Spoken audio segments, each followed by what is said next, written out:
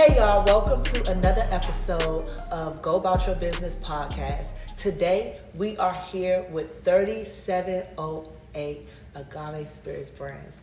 These gents will let you know their name and what they do. So guys, welcome to our podcast. Long overdue. Yeah. Long overdue, but we here with it. Right. We here with it. We made it. We got our cocktails and we got some good conversation. So y'all, let us know, who are you gentlemen? So I'm Tony Agave, president and co-founder of 3708 Spirits. Mm-hmm. I'm Mitchell Linton. I'm the CEO and co-founder of 3708 Spirits. And I'm Zachary Spence, chief marketing officer and co-founder. Okay. So can I ask you guys, what is 3708? What is the idea behind the brand? What does it represent? And how did it come to be? Yeah, I mean, as far as representation, and I would definitely love to see, even over the time, what's everyone else's thoughts. But it's a brand that represents celebration. It's a brand that represents the continual moments that we all experience and pushing through in life. And then those moments where it's like, yes, I finally hit a goal, or I did something new, or I tried and I took a risk and it went in the direction we wanted. So that's definitely what the brand represents. And it started when I graduated pharmacy school. So my professor gives his students a bottle when they graduate. And so that was a moment that myself, Tony, and Zach came together, and we already loved tequila. And we were like, man, let's take this and not only be able to celebrate ourselves, but celebrate others. Okay, I love that. So what's y'all take on it?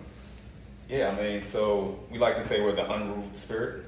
So we're not confined to any traditional artistries of tequila making. That's why we're an American agave spirit. And that's why also our bottle is as sexy and sleek as it is. We want it to stand out. We didn't want it to just be something on the back bar that, you pass by, you want to look at it and be like, oh yeah, let me try that. Okay. How about you? Yeah, and then the last thing is just, we like to call ourselves the first American agave spirit. So we coming straight from America and just giving a taste of us. Okay, so piggybacking off of the question or the statement that you just said, the first American agave spirit. What does that mean to y'all? Pioneer. Yeah, I feel like Market disruptor. Yeah. Mm-hmm. Yeah, absolutely. Being the first, I think is pioneering, especially as a black brand. There's not so many in this area, right? We can literally count on our hands how many black brands there are in the DC market. And to be one of those in this market and stand out the way that we do and have done it in such a short period of time and have made waves in our region is astronomical. Okay, I love that. You said in a short period of time. So when was the brand first founded? Yep. So we started the idea in 2021. I never forget talking to Tony at his wedding. I'm like, all right, listen, we got an opportunity here. And he's like, all right, listen. Getting ready. I'm like, you're a groomsman, man. Come on. He's like, all right, just give me a couple weeks, I got you. So then after that, we just had a bunch of conversations, and then I remember speaking to Zach around end of November, December, and he was like, yeah, man, this is extremely dope. I've always wanted to be a part of something like this. And so we decided to come together, and we found that there weren't any tequila brands from the U.S., right? So similar to champagne has to be from France, and then the sparkling wine in Italy is Prosecco, and then everything else is called sparkling wine. Mm-hmm. So we were like, we want to create something for the U.S. that is in that tequila space, but that represents us. Okay. Mm-hmm. And being, like you said, a black-owned brand in this space, how was it like for you to initially scale, to find capital, and to now be like, okay, we're taking something that is very different, unique, and in a competitive sector? Yeah. So we gotta educate a lot of the investors and everything, because it is a new space for everyone. It's American agave, and most people are like, why you just don't call it tequila? Mm-hmm. We gotta educate, give them that background, and once they see that and they see how good the tequila is doing right now, they want to mess with it. Yeah, and they taste it. Yeah. They usually have the same response you had. yeah, this is good. I like it. I feel like it's a very smooth tequila or agave spirit. Mm-hmm. I say that it's a nice little easy drinking. Like I said, I used to market this tequila at Elmina. So every time we come in and we drink it, I used to tell people like, this is a great, great, great product. Thank you. This, yeah, it is. It is a great product. And that's why I told Mitch, y'all got to get on the podcast. Y'all got to put some promotion to this because this can go far. And I believe that it can. Because y'all have a product here and y'all have a different market. Mm-hmm. So let me ask y'all, knowing that, okay, I got a different market, I got to educate people. What is something that people typically don't know about tequilas that you guys have to educate the investors on why you guys are making things? Yeah, so most people don't know that for it to be called a tequila, it has to be made in Mexico. Mm-hmm. So when you look at the back of the bottle, you'll have like a NOM number associated with that particular brand. So for us, we're an American agave spirit. We have to educate folks on, no, this is made here locally in Maryland, mm-hmm. where we're from. So that's a bonus as well, because people resonate with the fact that there's a brand that's being created home-based. And then once we're able to get them through that hurdle, then it's the doors are open. Yeah. Okay, so how is it to actually mass produce this product? How is it being distilled and pushed out at the rate that you guys can grow? Yes, so and I'm sure Mitch can chime in as well. We've had let's just say y'all this, like this. I mean, we can answer that straight up, but I mean, we had so many challenges in the very beginning, right? Like just being able to identify who we're going to work with, where we're going to get our bottles from, where we're going to source our agave. And credit to Mitch, right? He hit the pavement just reaching out to folks in network and outside of network, and we landed on a location out in Jalisco, Mexico.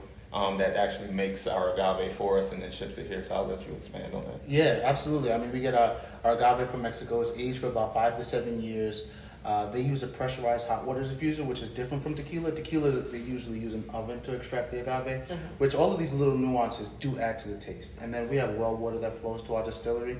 And to Tony's point, I mean, even down to where our funding comes from. I mean, just to be transparent, we bootstrap the business together.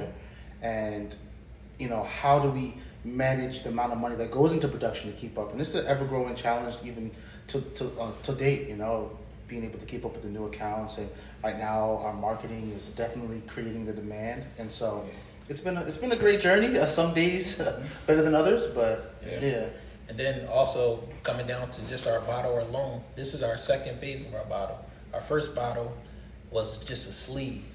And it had a little ashiness around the top. Oh, man. That bottle needs some lotion. So just working with different vendors, reaching out, and just now we finally found the perfect bottle that's painted all over. So it gives us a nice look. So. Mm-hmm. And credit to Zach too, because like in the very beginning, just figuring out the design, who we're going to work with to get the bottles made, and what that look was going to look like that's definitely kudos to that. Absolutely.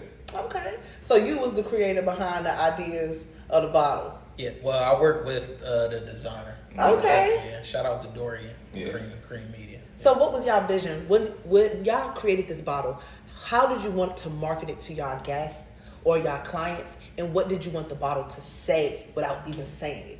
So we wanted a super luxury bottle because, like Mitch mentioned before, we wanted to emphasize on celebrating. Okay. So like when you see a bottle of Ace of Spades, you know it's the gold shiny bottle. Yeah.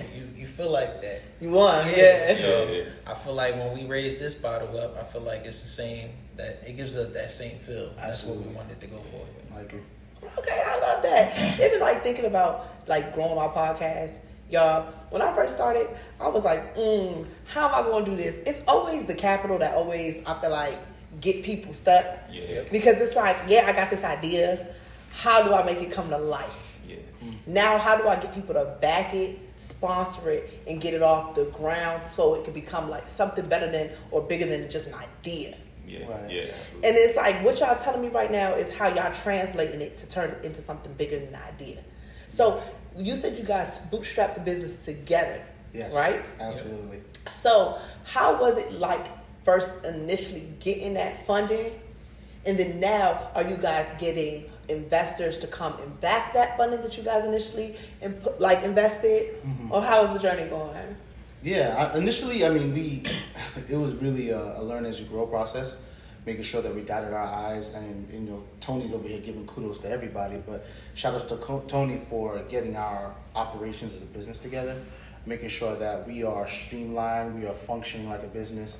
And so a lot of that stuff costs, down from our patent to just some of the paperwork necessary to make sure that we're all on the same page, and so on. And so it was, you know, we all, I think, just saw what it was going to look like down the line and kind of just accepted what it was. And then we all just had each other's back in whatever we needed to cover. Okay. Yeah. So do y'all drink y'all tequila? Oh, absolutely. Oh yeah. I think we're drinking too much. Yeah. I got too many empty That's a bottles. low-key alkies. That's a low-key alkies. I got too many too. Yeah. What they say, you can't get high off your own supply. Yeah, that don't work.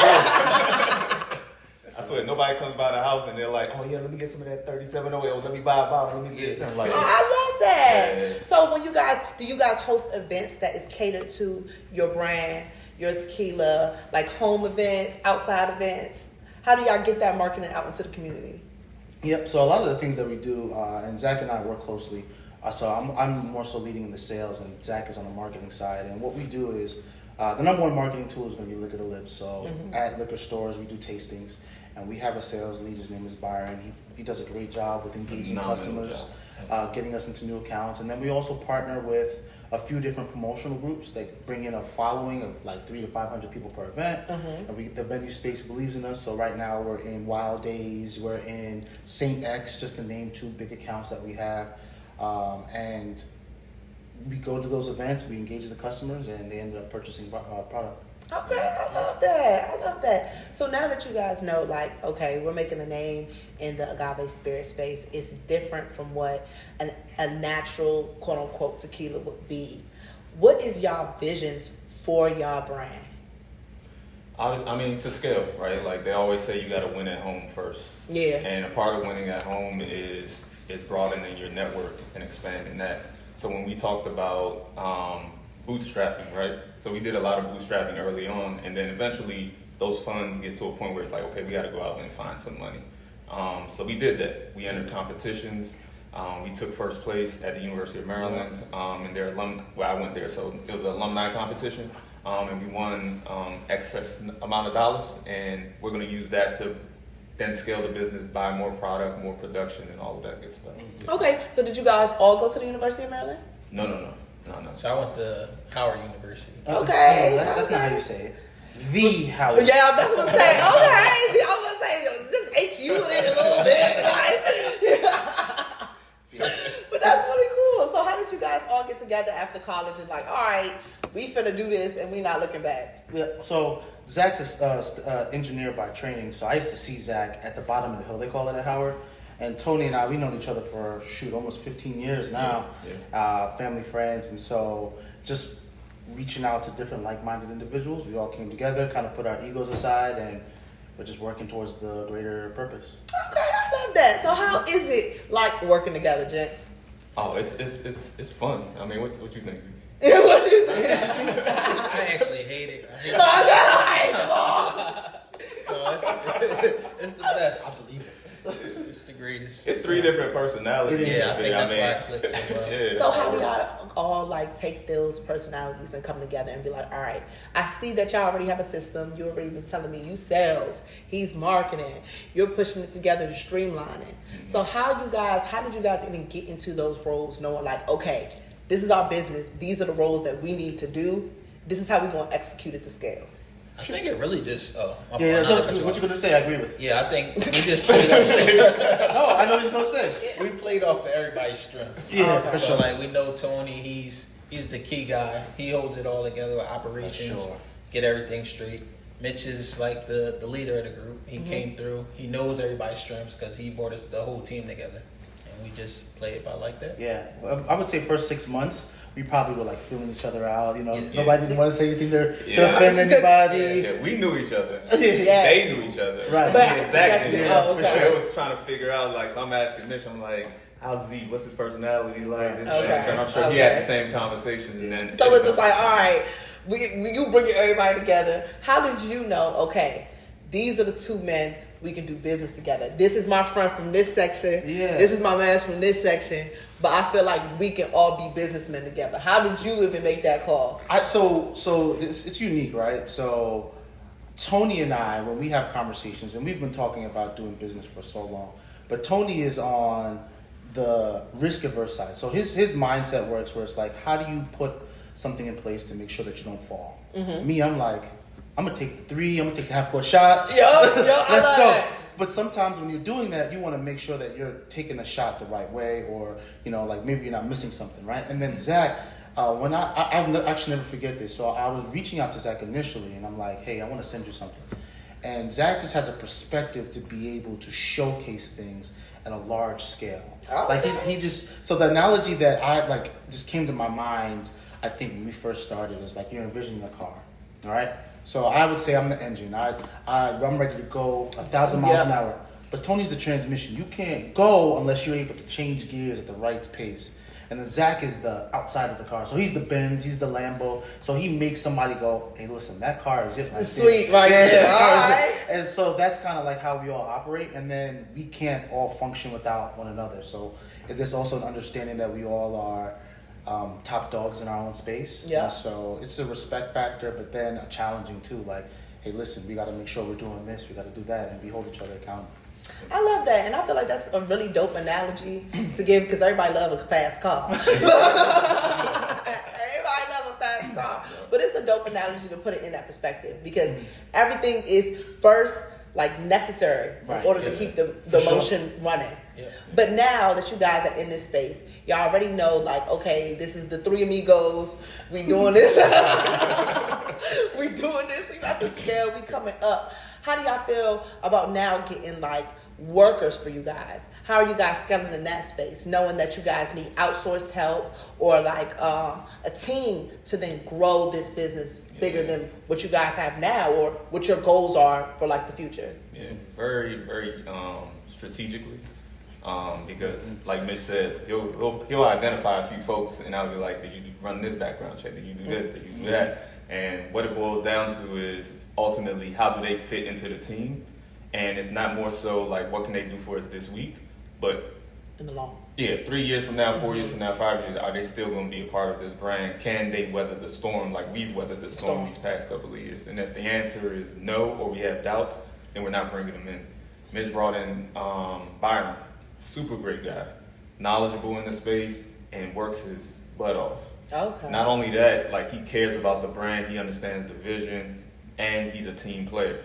He can get on the horn with any of us and have the same perspective, same type of attitude and respect towards the 3 of us and us towards him as well. So it works with Byron. And then we're trying to build upon that by adding additional layers, with that same type of mindset. Okay, so what do y'all look for in a team, knowing y'all personalities, and then how they can coincide with y'all as people? I mean, I would say first things first, problem solving, right? Yeah. So how do you handle an uncomfortable moment? And are you thinking through maybe an opportunity to try to resolve, or are you expecting somebody to do that for you, right? That's the number one thing, because in this industry and in entrepreneurship, as many people may know, you may have to pivot in a moment. Yeah. And what are you going to do? This morning we had to pivot. This morning we had to go find glass cups because this location didn't bring the glass cups to an event that we were doing. And so how can you pivot and kind of still at least keep it together and find a resolution? And then also too, can you find that sweet spot or that balance of respecting who we are as co-founders, but understanding that you may have a perspective that may be valuable. So still need you to speak up, but have that fine line, Okay. Yeah. Know that we the boss, but I wonder what Zach's perspective is, because from a marketing standpoint, that's really super detailed. Exactly. Yeah, so I'll just really look for the team players, and I like people that's super honest, really just give it to me straight. So that's key for me. Yeah. Okay, I like that you said that because I feel like now being in a space of extreme sensitivity in the world that we live in, it's really difficult to find people that will give it to you straight, and people not be offended by somebody giving it to it straight. Because a lot of times, especially with growing businesses, when you find holes or leak, somebody might take offense that you pointing those things out. Mhm. So have you guys ever had a scenario where somebody's pointed something out to you guys, and how did you guys ever handle it when it was pointed out? I mean, I can think of some. I'm usually the one that's probably upsetting somebody. So, I think that first things first, when we came together, the whole purpose of even having 3 people in the group is because there's 3 different personalities, but 3 different ways of delivery. Mm-hmm. And sometimes, even myself, and I'm pretty sure you all can agree, but maybe my perspective or the way that I'm delivering it is not the best. So then Tony may have to deliver that, or Zach may have to deliver that, or maybe Zach's not working and I got to step in and have that conversation, or whatever the case may be. And I think that that's what helps, because everybody doesn't receive the same, and we have come across that. And sometimes if a fence or a challenge is coming up, another person may have to step in to kind of soften the moment. Okay, diffuse the situation. Yeah, absolutely. So focusing on the tequila itself, what do y'all say makes this American agave spirit different from your average classic tequila? It's smooth, right? Like, so you can do so many takes and so many plays on this. So you being a bartender, right? Like a gin and tonic, you could do a tonic with this and it pair perfectly. You can do a smoked old fashioned Okay. with it with our gold. An Walker Old Fashioned. That's what it's called. What's it called? An Walker Old Fashioned. There we you go. Yeah. You can do that with that and it still be smooth. So nobody can come up to us when we do tastings and be like, "Oh, I only drink dark." Okay, you drink dark. So we got options for you. And we can make that drink with this and it still be smooth and you still get that same flavor profile and palate. For sure. Okay, so let me ask you guys, do you guys find this tequila better with like straight or in a cocktail? I think it's both. That's our perspective was we wanted to create both opportunities. So you can sip with it for some of our sippers who don't like all the mixes, or we can go to a party with Zach and have margaritas all day. So they really snitching on you. They telling you going face in. They saying you go face in. You ain't holding nothing back. You like, this my brand. Shoot, this is brand. This my yo. No, but that is good. I find that so dope that y'all even able to do this, because I feel like this is a space where, like you just said, not even a lot of black people would dare to enter. Right. You see like spirit companies like Uncle Nearest or like Jack Daniels, which was originally made by a black man, but then after that, the white man stole his recipe and then say it's Jack. You know what I'm saying? And it's just like, how are y'all dealing with it race-wise? Going into a space knowing that oftentimes you can be underestimated or not believed in to go the distance. Yeah. Yeah, so it's twofold. It has its challenges, right? Because if you think about demographic-wise, you're thinking Northern Virginia, and those places, but that's ABC. So that's a whole nother challenge with getting into the Virginia market to even capture that audience at full scale. Mm-hmm. But then you also have folks who are in DC proper, where we operate and function really well, Maryland, and then they come in and do tastings. What helps us out is that we show up to the tastings. Mm-hmm. So when they see the owners in that room, then it just makes the conversation flow a lot easier. They're more receptive, more open to having conversations, trying it, and purchasing. Yeah, and then also too, we have a bunch of advocates in our space that do believe in us, that represent other communities. Yeah. And so they vouch for us and they use their influence. And so when somebody identifies as being connected with another person and they're vouching for us, it also helps a little bit. We definitely have our challenges, but we tend to always support the ones who support us as well and continue to grow that way. Okay, I love y'all responses. Y'all giving very mature businessmen. Yeah. We got this figured out. I love this. So what are y'all plans for this particular brand, let's say for the next 5 to 10 years? What are y'all looking for? 5 to 10 years? I'll say this. And I was talking with Tony the other day, and we're definitely going to have a conversation about this, but somebody shared with us recently, we have to go with the Cash Money Millionaires approach. Oh, period. So Cash Money Millionaires or Jermaine Dupri or Master P, what they ended up doing was they became famous in their town or their respective area. And so I think the gentleman said Cash Money Millionaires sold 600,000 copies in Louisiana.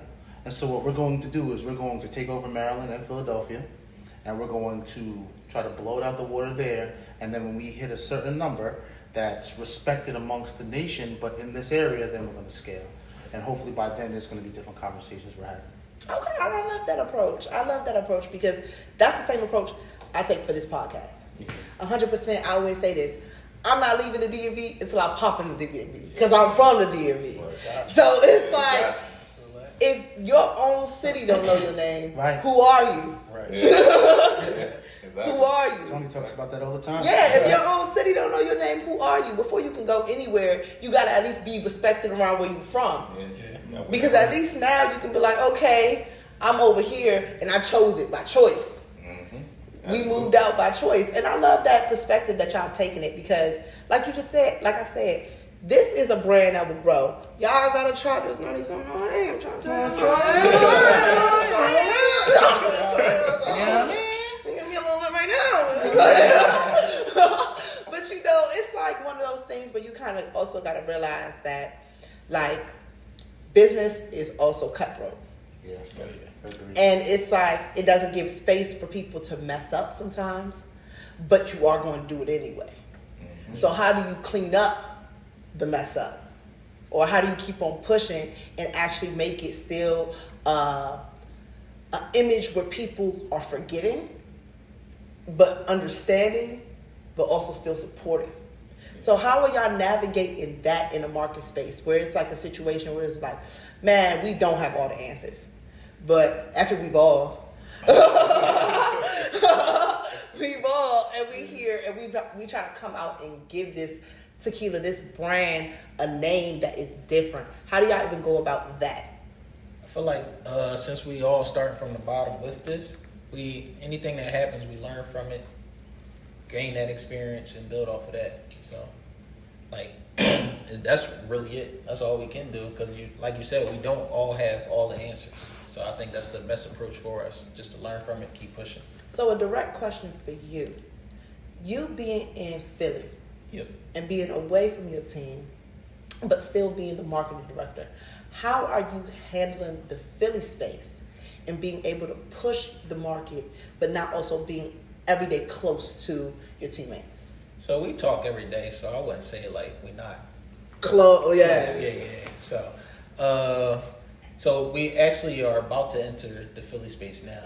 So like you just said, you got to be known in your city. I feel like a lot of people in my city knows me. So I got probably over like 20 restaurants that already reached out to me that want to start product in there. So club owners, feel like once we get out there, we'll be good to go. Okay. Yep. Okay. So how is that managing now that you're like, okay, I'm about to take over the Philly sector? What is your approach and mindset coming into that space? Just being open, just not trying to just limit myself to the people I know, because that's just, we don't want to be just like straight on that path. I just want to open up to the whole city. So just getting to know and reaching out to more owners. So Tony, a question for you now. What's that? What you got? Question for you. Now that you say, okay, I'm that businessman that makes sure the ducks is in a row. How do you keep up with organization while scaling? I keep up with organization. He always got an app for us. You got a training on Mondays, but make sure y'all on time. Nah, but it's so my background is just in business, right? And then just having an entrepreneurial spirit with a ton of other ventures I've done. Like having that tech piece in there is important because things can get lost in translation when we're just going text message to text message to text message. And now that we're onboarding new individuals to the team, that's another layer to the business that we have to be accountable for. And so I just put different tech options out there, apps, applications that we get trainings on, and then it puts us in order and in line. Because the number one thing is we don't want to fall short when an investor comes up to us and says, hey, I'm ready to invest, send me your paperwork, send me your documents. For sure. And now we got to scramble to get all of that stuff because we don't have it in the right places. So I'm the one who's just making sure that, we have that folder structure set up, that back office. Yeah. Super important, right? Before you really start to scale your business, that back office, we hit the ground running. Yeah. So I'll be honest, we didn't have our back office all the way. Facts. Set We up. built Set the up, plane yeah. while we were flying it for sure. Exactly. But now that we're more, we're leveled out. Yeah. 30,000. Now it's like, all right, let's go ahead and which we did already. Okay. Let's clean that stuff up and then keep the business going. Listen, Tony's gonna be politically correct. Tony grabs each one of our collar every single day and says, "This is what we're gonna do." Period. All right, man. You were so serious about this. But sometimes that's what you gotta do, though. Sometimes you just gotta rough a person up and be like, look, you need to pop. Or else. This is a hole in our business. Or else. But I love that. I love that y'all thinking about those things because, like you just said, a lot of times this is what a lot of businesses don't talk about, and this is why the conversation is important. Like actually building the plane while it's mid-flight. Yes. Like I think that is also very underestimated and overlooked, especially in our community, because we weren't overly educated on business and building finances. That wasn't a space that we overly talked about growing up. It's like, yeah, I got bread, let me just put it in my shoebox, or let me just figure it out. But it's like now that you actually are a business owner in a competitive space where people will see your brand and try to take you out because your brand is also taken from their sales. Right. Yeah. How do y'all navigate that, knowing that, okay, now I'm growing, with eyes are on me, competition is on me as well. Yeah. And we might have eyes. Yeah. No, listen, especially in this industry, absolutely. I mean, you can go on Google and you can understand who used to fund the alcohol industry back in the day.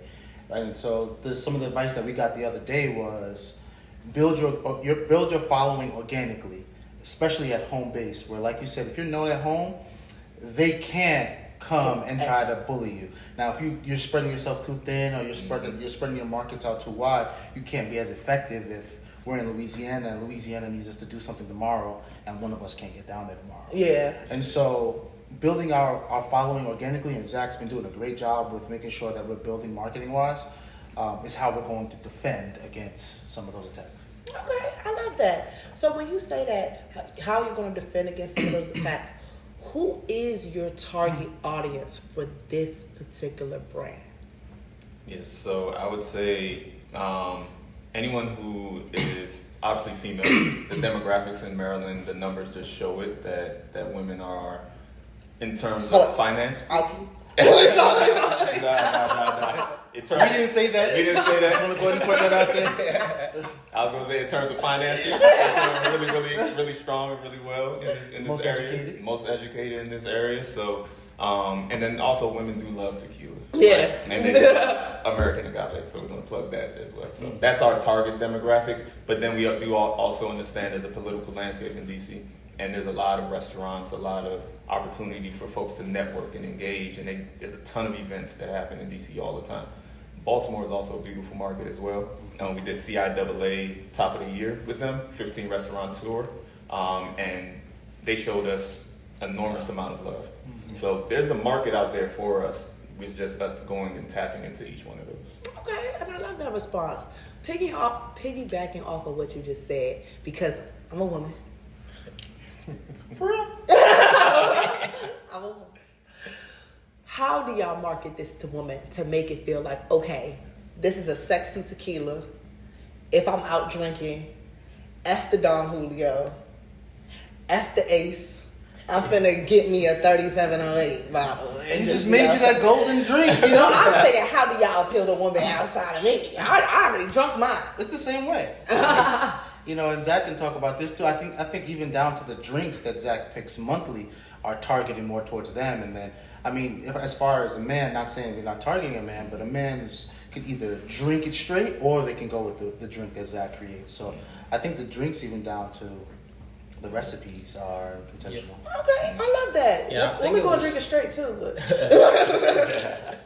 it was something else. I forgot which word you used. Mitch, in a pitch competition, it was like guilt-free or... Oh yeah, guilt-free consumption. Yep. Guilt-free. Yep. So Agave, as folks may know, is the healthiest option for alcohol. Yeah. It has the lowest with raising your sugar in your body. Yeah.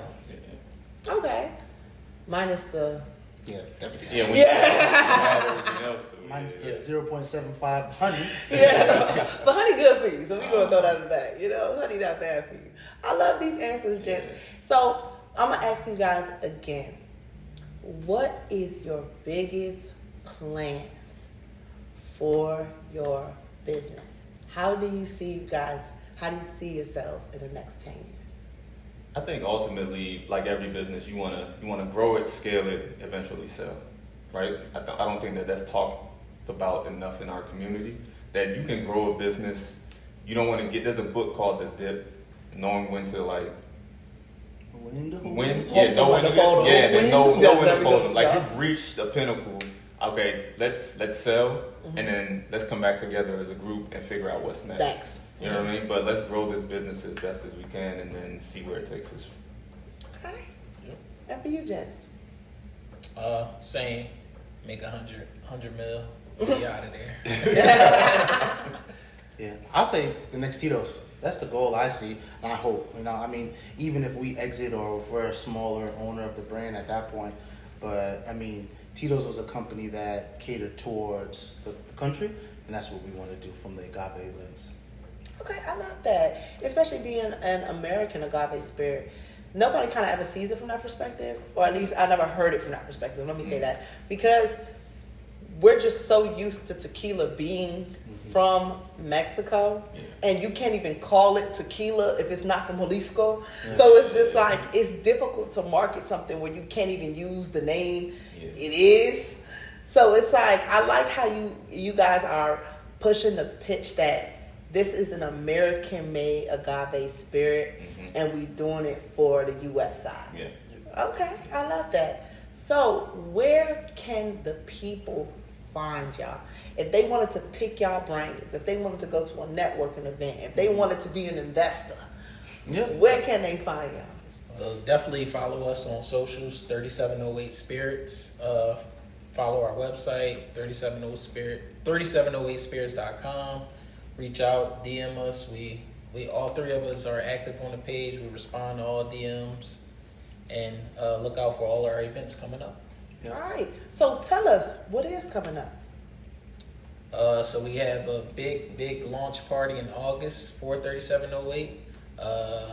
Please look. Our details are for that is coming out real soon, and then we will be at the Black Owned Wine Spirits. Yeah. Festival in October. Okay. Okay. So here y'all have it. Y'all have got to sit down with 3708 and pick their minds. Y'all got to see what it's like to truly build a agave spirit brand. So guys, if y'all had an advice to an entrepreneur who wanted to get into this space, what advice would you give them?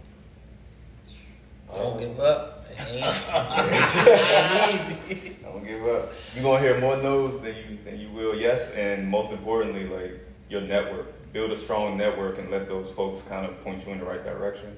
And then don't wait till you have all the answers to start. Just get started. Just go, and then you'll figure it out as you go. And then you're gonna fall, and then you just get back up, and then use your resources to kind of help you move to the next level. Also, in our community, we also think that we got to do it by ourselves. So if you have a strong team of folks that have the same mindset as you, that are willing to put the work in, it's okay to team up. You don't have to be 100% owner. You can get your percentage and get your money, and then take that money and go build whatever else you want to build after that. Yeah. I mean, Nipsey Hussle said, I've experienced every emotion. The only thing I didn't do was quit. And I think that that's a mindset that you have to in any entrepreneurial space, but this one for sure, because the alcohol space isn't quick flips. It's a long-term play. 5 to 10 years before you can really see what it is you desire. And so I combine all the sentiments that, of course, the two other co-founders said, but yeah, just don't quit. Okay. Y'all heard it here first. Y'all already know it's time to go about your business. And let's make it happen, y'all. Thank you. Let's stay tuned for the next episode.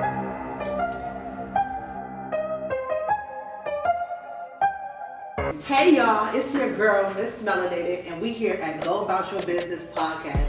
Today we are here with 3708 Agave Spirits brand, y'all. They about to do a big one and try to make us some cocktails. So, gents, I'm gonna let y'all take it away. It's on cocktail. Gents, I'm gonna let y'all take it away. So, what are we drinking today? So today we're gonna introduce our July Spirit, which is our golden agave spritz. Okay. Featuring our 3708 silver. Yep. So I'm just gonna get it started. right. So the recipe is pretty simple and something that you can create at home. And so what we have here is, of course, 3708 silver.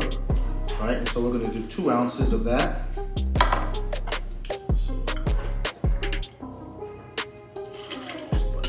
So who's here is the best bartender? It depends on the day. It depends on the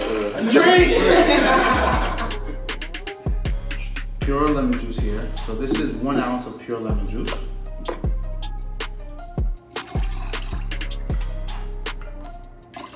You doing that? Yeah. That's what I'm a judge.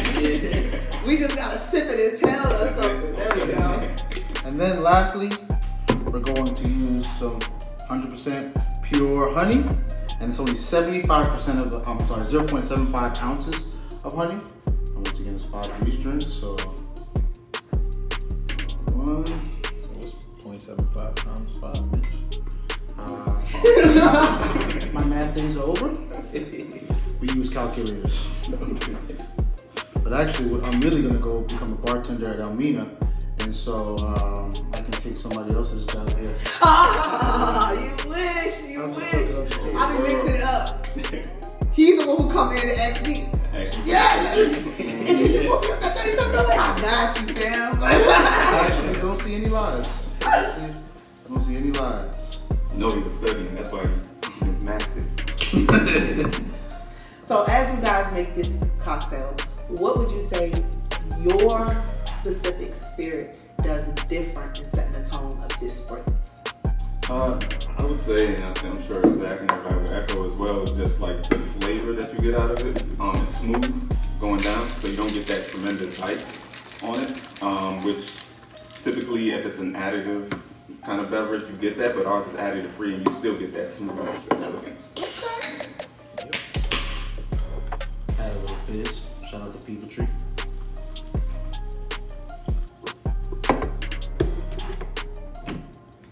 And let us know what it do.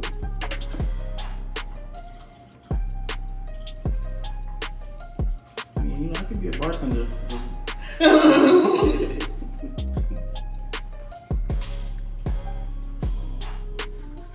Okay, you see, Okay. Even pause. Even pause.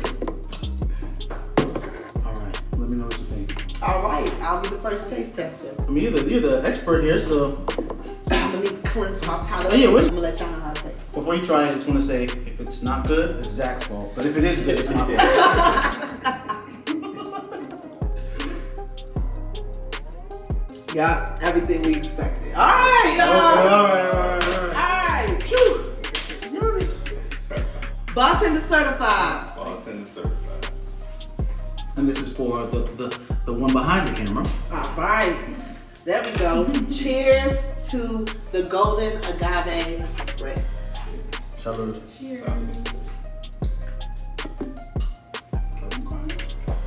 Nice recipe, nice balance.